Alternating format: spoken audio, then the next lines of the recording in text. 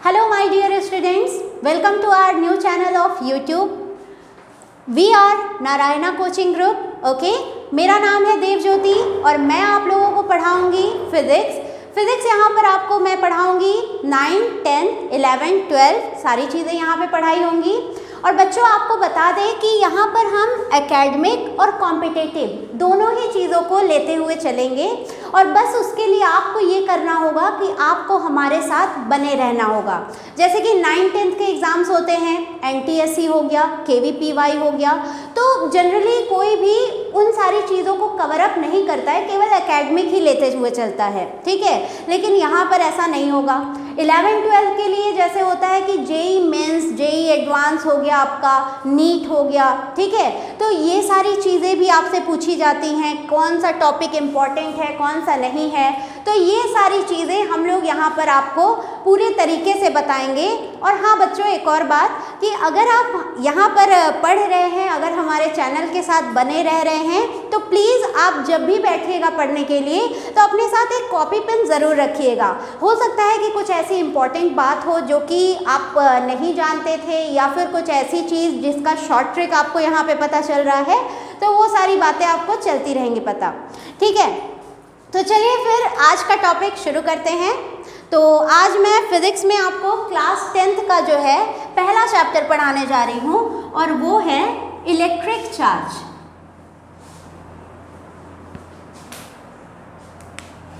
तो यहाँ पर डाल देते हैं चैप्टर का नाम।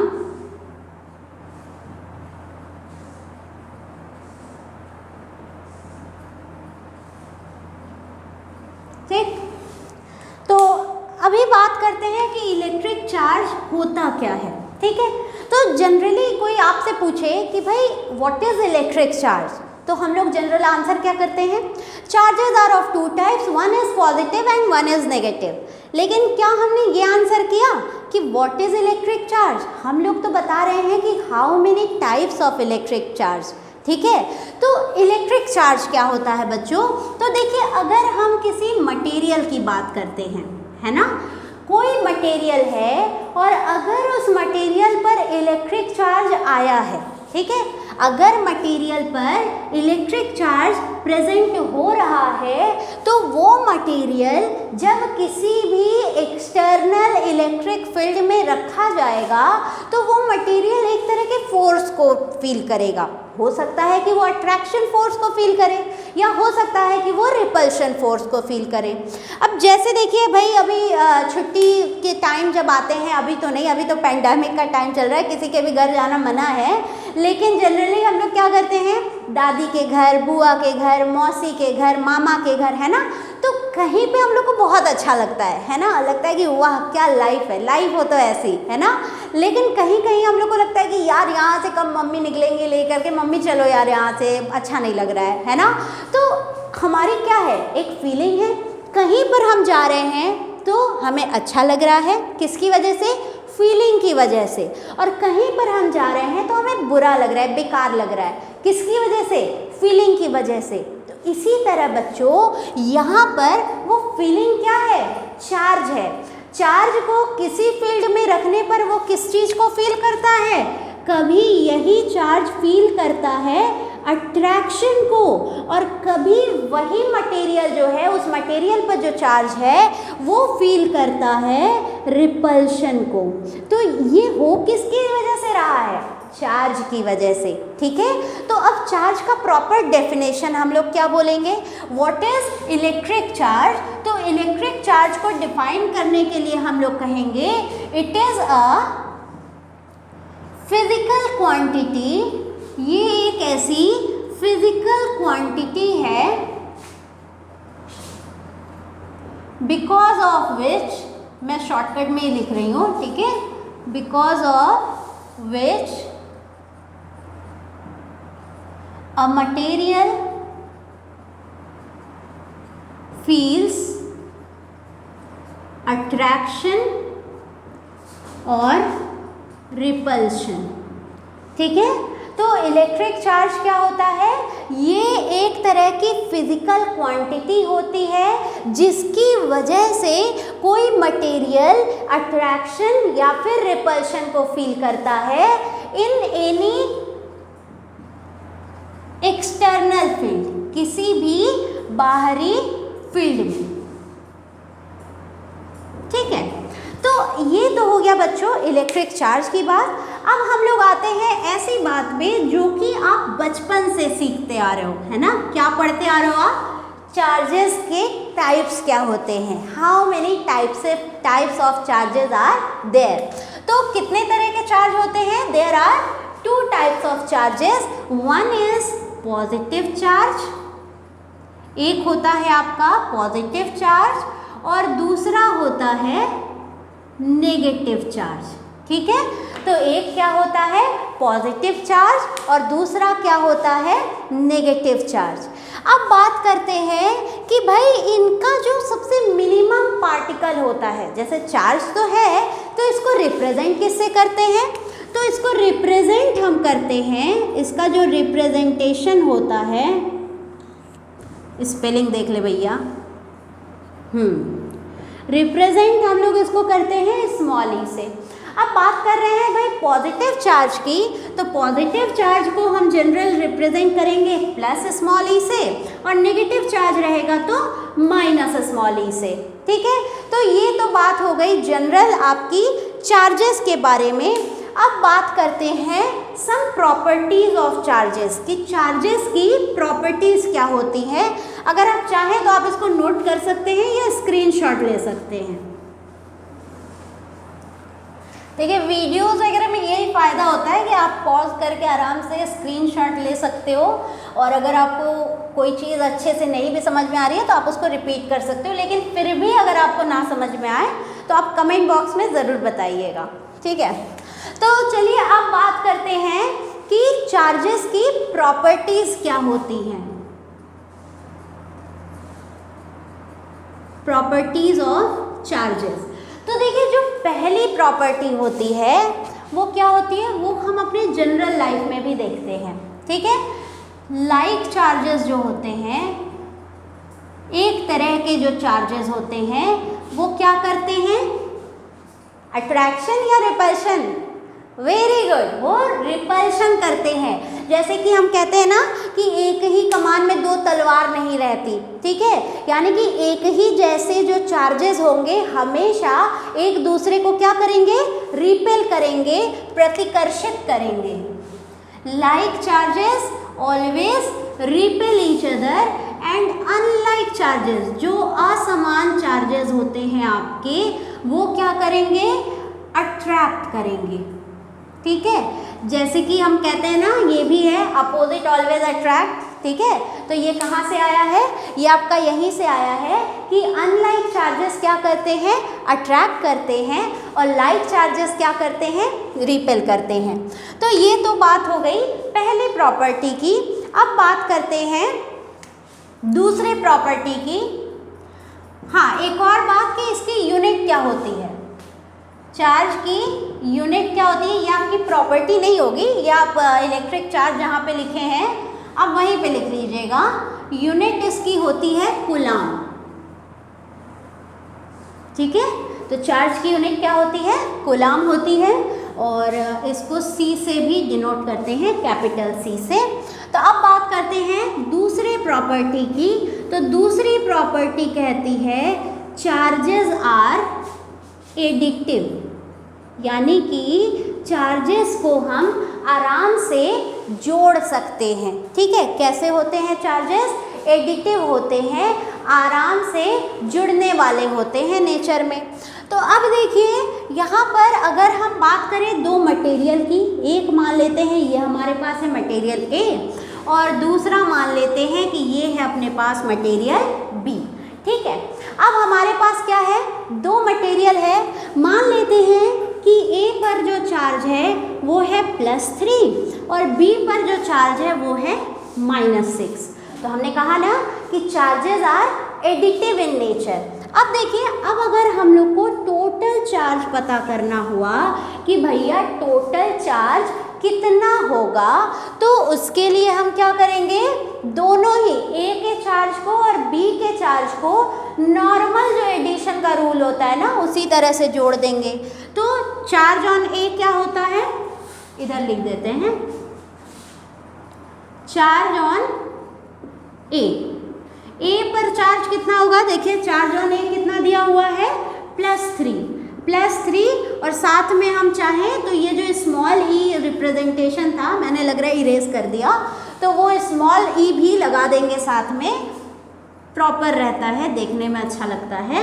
चार्ज ऑन बी, तो बी पर चार्ज कितना है, -6, तो -6e, ठीक है। अब हमने क्या कहा, चार्जेस आर एडिटिव, तो टोटल चार्ज कितना हो जाएगा, टोटल चार्ज सिंपल ऐड कर दीजिए, charge on A plus charge on B, दोनों को ऐड कर देते हैं, तो देखिए क्या हो जाएगा, ए पर चार्ज कितना है +3e, बी पर चार्ज कितना है -6e, ठीक। अब इसको सॉल्व करेंगे, हमें पता है माइनस और प्लस जब मल्टीप्लाई होता है तो क्या मिलता है, माइनस मिलता है, ठीक है। तो यहाँ पे क्या कर देंगे, +3e -6e, और ये दोनों सॉल्व करेंगे तो हमें क्या मिल जाएगा, देखिए प्लस है और माइनस है तो सब्ट्रैक्शन होता है, तो हम लोग घटा देंगे बड़े वाले में से छोटे को, तो हमें मिलेगा 3e, और साइन किसका रखते हैं, जो नंबर बड़ा होता है, बड़ा कौन है, 6 है, 6 के आगे माइनस है, तो यहाँ पे क्या होगा, माइनस। आई होप कि आपको ये सब नॉर्मल चीज़ें पता होंगी, लेकिन फिर भी बता देते हैं, ठीक है।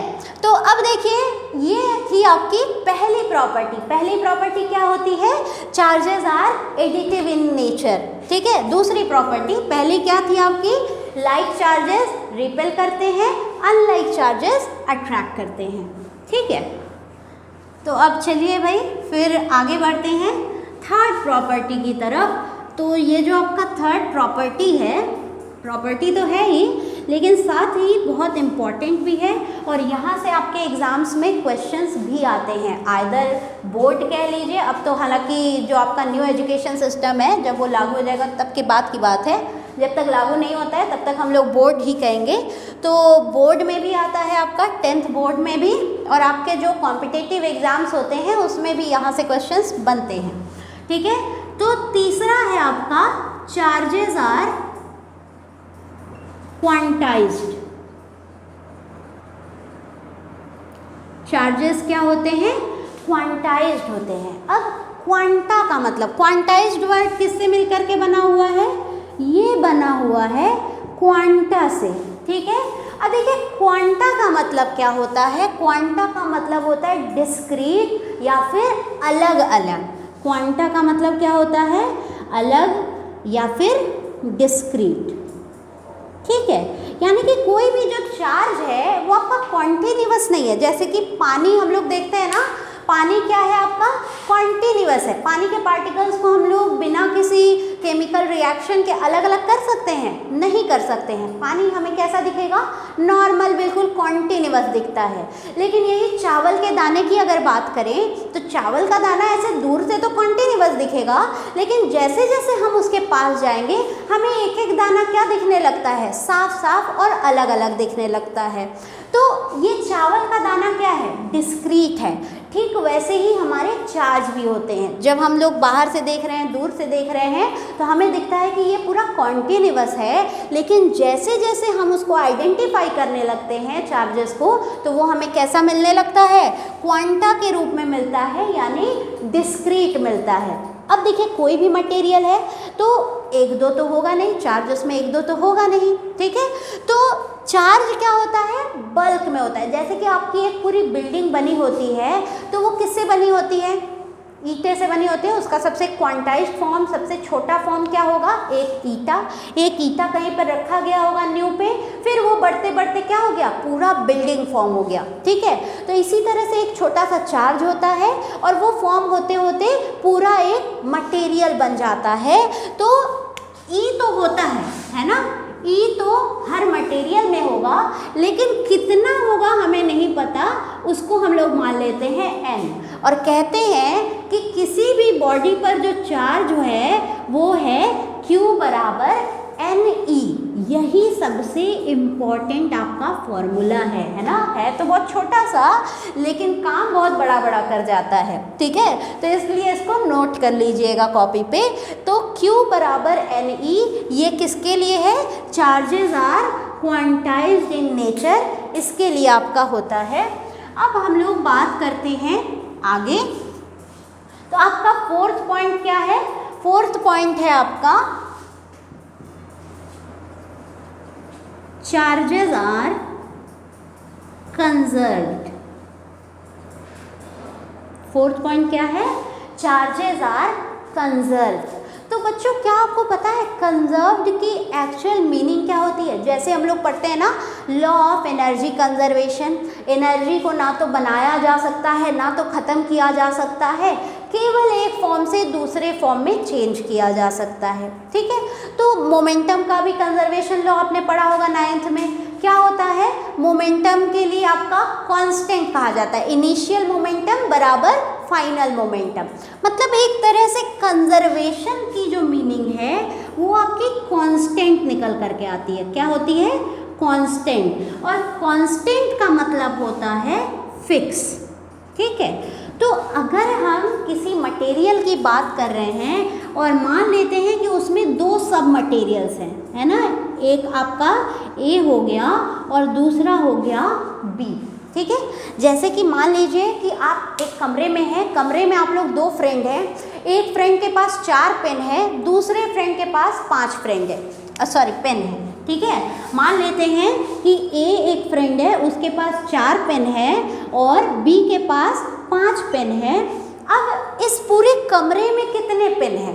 पूरे कमरे में कितने पेन मिलेंगे हमें? 9 पेन मिलेंगे, ठीक। तो अब देखिए क्या होगा, मान लीजिए कि B से A ने क्या कर लिया, 2 पेन छीन लिया।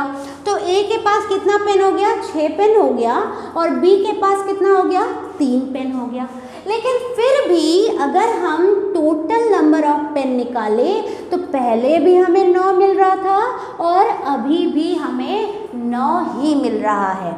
इसे ही कहते हैं चार्जेस आर कंजर्व्ड, यानी कि दो बॉडीज़ हैं, दोनों ने आपस में कोई भी फॉर्मेशन किया, कोई भी आपका वर्क किया और हो सकता है कि A में से कुछ चार्जेस B के पास चले गए हों, लेकिन ये हमेशा रहेंगे क्या?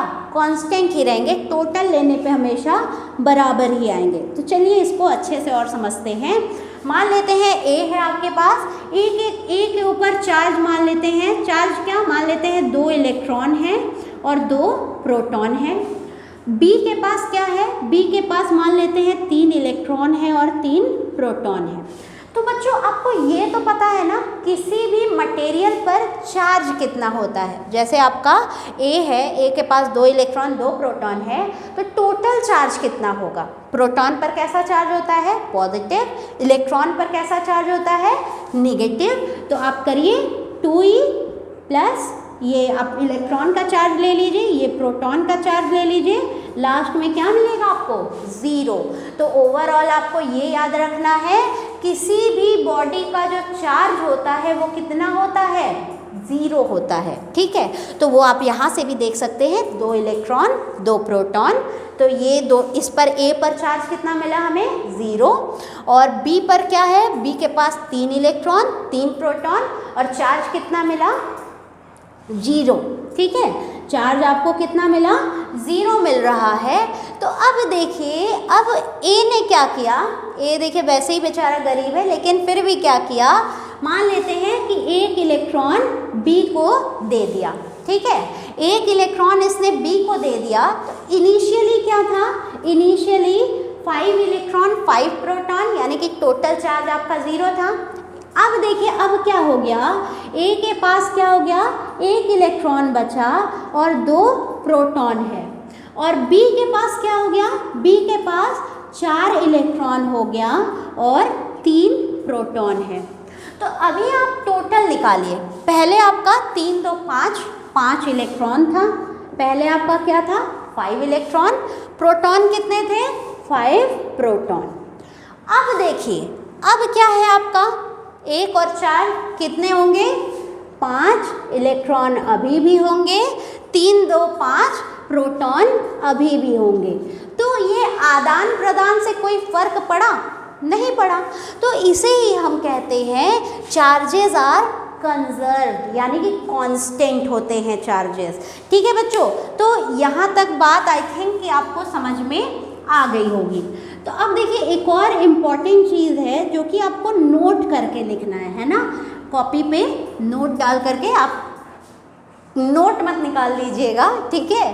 तो अब देखिए कॉपी पे नोट डाल करके बस कुछ चीज़ें लिख लीजिए कि इलेक्ट्रॉन पर चार्ज कितना होता है, ये तो आपको पता है ना। चार्ज ऑन इलेक्ट्रॉन प्रॉपर लिख लीजिए आप, चार्ज ऑन इलेक्ट्रॉन, इलेक्ट्रॉन पर चार्ज होता है 1.6 इंटू 10⁻⁻19 कूलम, बस ये नेगेटिव में होता है। और सेम यही चीज़ चार्ज ऑन प्रोटॉन हो जाएगा आपका, वही चीज़ रहेगा, प्लस में रहेगा 1.6 इंटू 10⁻⁻19 कूलम, ठीक है। अब एक और एलिमेंट्री पार्टिकल आता है न्यूट्रॉन। तो न्यूट्रॉन पर जो चार्ज होता है वो कोई चार्ज नहीं होता है। चार्ज मेन किस पर रहता है? इलेक्ट्रॉन पर और प्रोटॉन पर, ठीक है। तो ये चीज़ अगर आपने नोट कर ली तो इसी नोट में दूसरा पॉइंट लिख लीजिएगा कि इनके मासेस क्या होते हैं। आपको पता होना चाहिए, केमिस्ट्री में तो आपने पढ़ा ही होगा, लेकिन फिर भी एक बार यहाँ पे भी जानकारी के लिए आप लिख लीजिएगा कॉपी पे। तो मास ऑफ इलेक्ट्रॉन जो होता है वो आपका होता है 9.1 into 10⁻⁻31 kg। Mass of proton जो होता है वो होता है आपका 1.6 इंटू 10⁻⁻27 kg। और मास ऑफ न्यूट्रॉन होता है 1.6 इंटू 10⁻⁻27 kg। तो देखिए जनरली हम लोग न्यूट्रॉन और प्रोटॉन का मास बराबर ही लेते हैं, लेकिन एक्चुअल में न्यूट्रॉन का जो मास होता है वो प्रोटॉन से ज़्यादा होता है। तो चलिए ये सब तो बात अलग है। अब हम बात करते हैं एक नए टॉपिक की, और यहाँ से आपके वाइवा में क्वेश्चन ज़रूर बनते हैं। वाइवा वगैरह में कहीं पे भी ओरल टेस्ट हो रहा है, वहाँ पे कोई ना कोई आपसे ज़रूर पूछ देगा what is electricity and how many types of electricity are there. Like static electricity क्या होता है और करेंट इलेक्ट्रिसिटी क्या होता है, ठीक है। तो देखिए इसको समझने के लिए बस आपकी थोड़ी सी कॉन्सेप्ट जो आपका बेसिक है वो स्ट्रांग होना चाहिए। तो अब बात करते हैं स्टैटिक एंड करेंट इलेक्ट्रिसिटी की।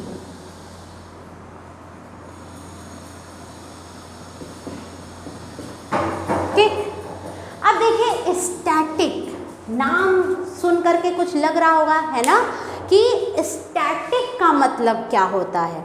स्टैटिक का सिंपल मतलब होता है रुका हुआ, ठीक है। स्टैटिक का सिंपल मतलब क्या होता है? रुका हुआ होना। तो अब देखिए क्या होगा, कोई भी इलेक्ट्रिसिटी जो रुका हुआ होगा वो डेफिनेटली आपका क्या कहलाएगा? Static electricity. कोई भी इलेक्ट्रिसिटी जो चल रहा होगा वो क्या कहलाएगा? Current electricity.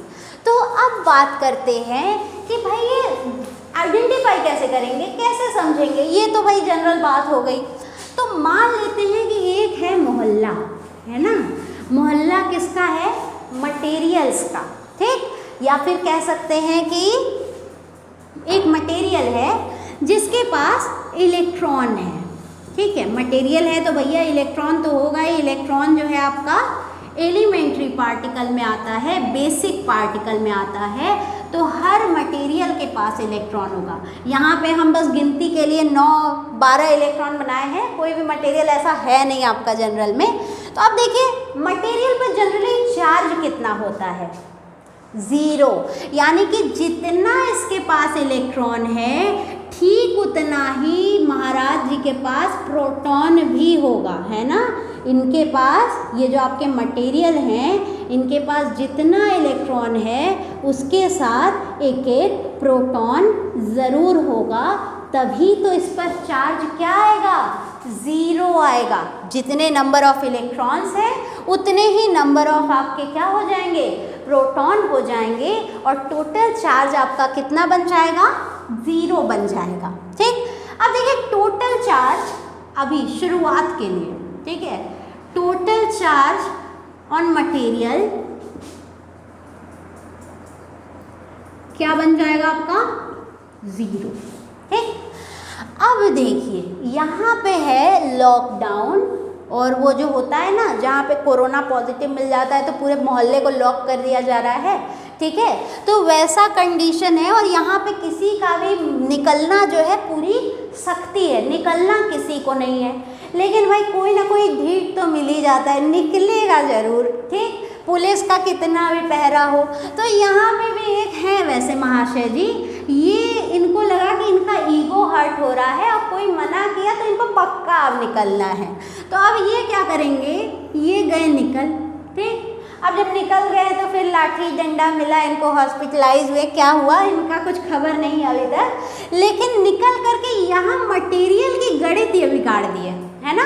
पहले क्या था, पहले भैया था इनके पास 12 इलेक्ट्रॉन प्लस 12 प्रोटॉन और टोटल चार्ज था 0, लेकिन अब जो ये महाराज जी निकल के गए तो एक इलेक्ट्रॉन घट गया। अब क्या हो गया, अब हो गया 11 इलेक्ट्रॉन प्लस 12 प्रोटॉन और चार्ज आपको 1 मिलेगा, है ना। कैसा, +1, क्योंकि प्रोटॉन ज़्यादा है ना, प्रोटॉन पे चार्ज पॉजिटिव होता है। तो अब देखिए +1 का चार्ज मिल गया, तो ये +1 बताएंगे कहाँ कहाँ, कैसे दिखाएंगे, सबको ऐसे लिख करके बताएंगे भई एक इलेक्ट्रॉन भागा है यहाँ से, हाँ नहीं, इसको डिनोट करने के लिए यहाँ पर एक प्लस लगा देंगे। ठीक है, तो ये जो प्लस है ये कहीं घूमता नहीं है, ये कहीं मूव नहीं करता है, तो इस प्लस को हम कहेंगे ये क्या है अपना, ये है स्टैटिक चार्ज। तो स्टैटिक चार्ज क्या होता है, बस ऐसे सिंबॉलिक फॉर्म में रहता है और कहीं घूमता नहीं है, मूवमेंट नहीं करता है, तो इसलिए इसको कह दिए स्टैटिक चार्ज। अब बात करते हैं तो करेंट इलेक्ट्रिसिटी, स्टैटिक इलेक्ट्रिसिटी भी इसको कहते हैं, है ना, वही ज़्यादा बेटर होगा, स्टैटिक इलेक्ट्रिसिटी ये हो गया।